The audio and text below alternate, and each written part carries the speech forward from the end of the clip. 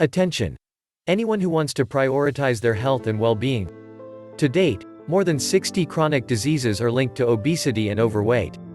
This can include heart disease, stroke, type 2 diabetes, and cancer. So many diseases are caused or exacerbated due to obesity and weight. Shockingly, obesity is in the top 5 leading causes for death. In America alone, more than 2.8 million people die from the disease.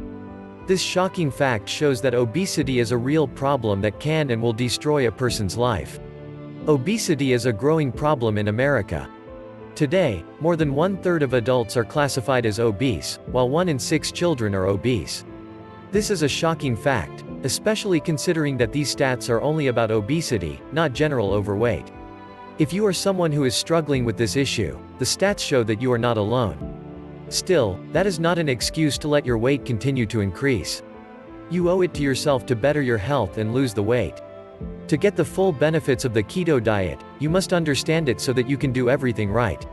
To make the process a little bit easier for you, we have a helpful beginner's guide to the keto diet, complete with tips and recipes. Click the link in the description to learn more.